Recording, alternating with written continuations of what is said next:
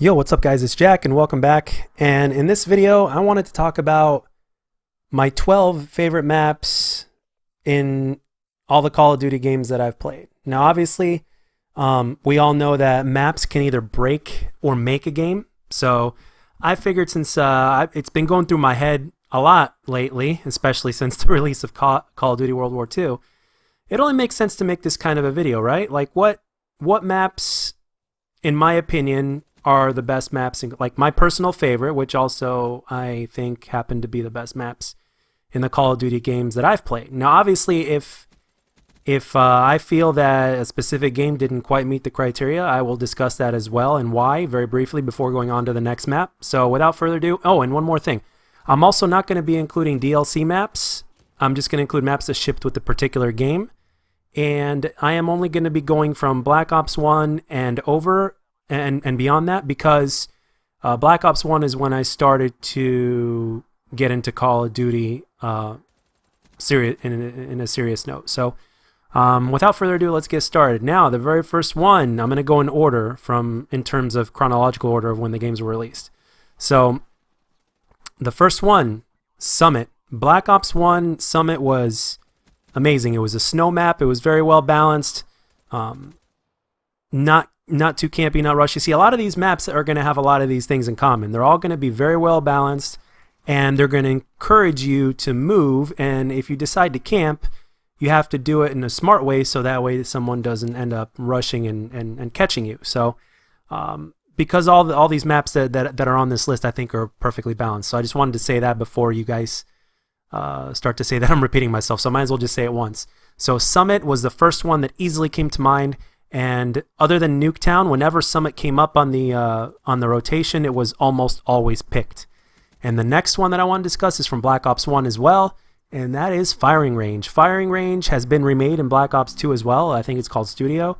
And both of those are absolutely amazing, but I'm just going to talk about Firing Range because Firing Range is a little bit bigger than Summit. It's a little bit of a larger map, but because of the way the map is designed, it really encourages you to run from one area to another. There are power points, but at the same time they could be countered, granted you do it correctly.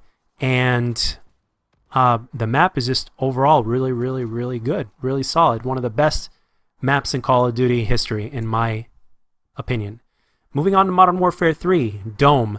In my opinion, Dome is the perfect small size map, because I wouldn't say it's like, for Modern Warfare 3 standards, yes, it is a smaller map. But if you go on to the next game, which is Black Ops 2, Dome is a Black Ops 2 regular size map for the most part. Maybe a little bit smaller than some of them, but for the most part, it's almost like your average size Black Ops 2 map. And out of all the really small maps that we've had in Call of Duty, Dome is pretty much the one that's my favorite. I'll take Dome over Nuketown any day. Nuketown is just a little too cheesy and a little too chaotic for my taste, but Dome definitely deserves a mention. So that's it for Modern Warfare 3. Moving on to Black Ops 2. Black Ops 2 is my favorite Call of Duty, and there are three main maps that I love in this game. The first one, hands down, Raid. Raid is my favorite Call of Duty map of all time. Like, if you were to ask me, Jack, someone had a gun to your head, and you had to say if you had to tell them which Call of Duty map is your favorite one ever, Raid would be my answer every single time. Every single time Raid, like when I was really excited, even though I didn't purchase it, I was really excited that Raid got remade in Black Ops 3, which is great. In Black Ops 2, that map is just absolutely awesome and very, very well balanced. The map looks good. There's a good flow to it. It encourages all different styles of gameplay, and that is what makes a damn good Call of Duty map. Not too much verticality, and very well balanced on both ends of the map. And it's really interesting how somebody can flank in that map as well. It encourages flanking as well, and that's one of the things I love about it as well. Moving on to the next one in Black Ops 2, Standoff. Standoff is, again, very well balanced.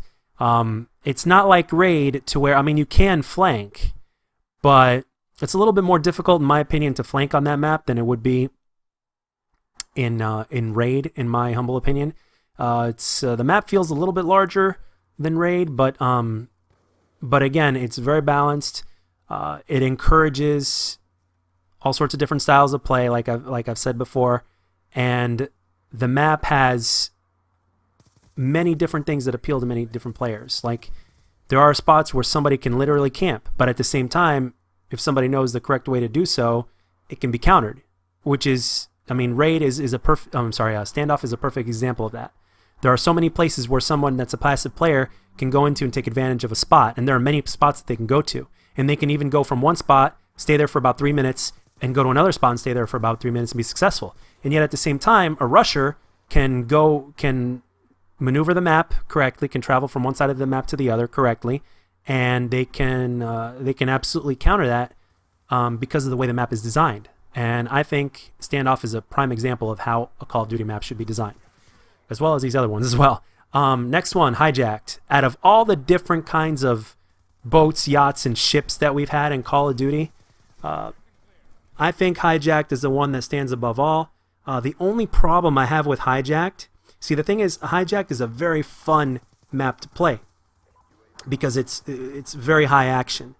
It's a smaller size map. But the problem with Hijacked is that it's really easy to spawn trap. That is the only thing that I could say about Hijacked that sucks, is that it's way too easy to spawn trap. So couldn't help but mention that, because if there's something that's a little bit off about a map, you got to at least say it, right? Okay, let's move on to the next one, and we have already finished Black Ops 2, so we're moving on to the next one, which would be Ghosts. And some of you might be surprised that I'm putting Ghosts in this. Well, Ghosts did have a few good maps. The first and most obvious one is Strike Zone. Strike Zone is a replicative dome. I really don't need to say much more about it. It was the size was really good, kept everybody moving. The action was fast paced and reasonably balanced. The next one actually reminds me of Standoff in a sense, and that's Warhawk. Warhawk is a really, really solid map in Call of Duty Ghosts. And every single time I got to play it on that game, I always enjoyed it. And simple as that, really. Next one, Advanced Warfare.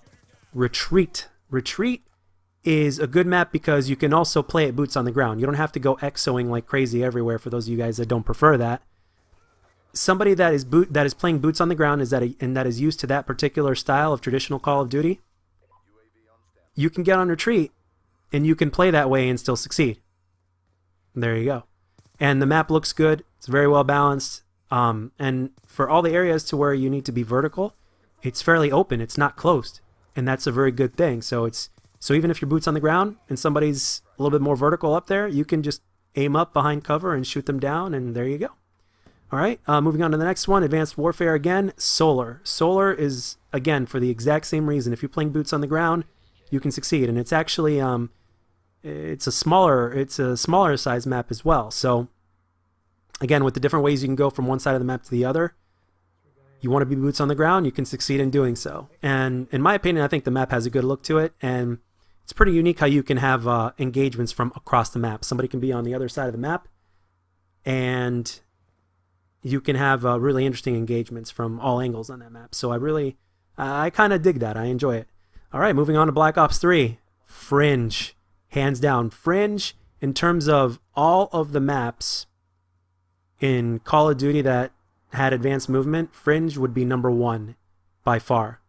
It is basically what Raid and Standoff were in Black Ops 2, but you add in the advanced movement, you make some adjustments here and there, and you basically have almost like a version of Standoff or Raid for Black Ops 3. Nothing more to be said about that. The next one, Combine. Fringe and Combine, other than Nuketown, are the most chosen maps to be played every single time in the rotation in Call of Duty Black Ops 3. And rightfully so. It's a smaller size map, but it's not nearly as chaotic as Nuketown, and it's a lot of fun to play. It encourages you to move fast from one side to the other, and it's, granted you know how to do so, it's actually fairly easy to get high scoring gameplays. And it is a lot of fun to play. And the map looks really good too. Alright, and Infinite Warfare, none. There are no maps that really stuck out to me in Infinite Warfare, so I chose not to mention any of them. Not that the maps are bad or anything. There's just none, in my opinion, that just stood out to me, and I'm like, yeah, this is a really, really good map that stands apart from the rest. And for COD World War II, same story, different game. Well, different game, but more or less same BS. In COD World War II, the map design is the primary reason why I do not even touch that game anymore. It is the biggest reason.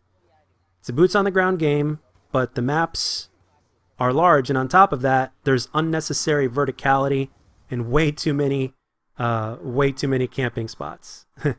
So if you want to know a really good way to compare it, look at Hijack from Black Ops 2, and then compare that to USS Texas in COD World War II, and you'll see exactly what I'm talking about.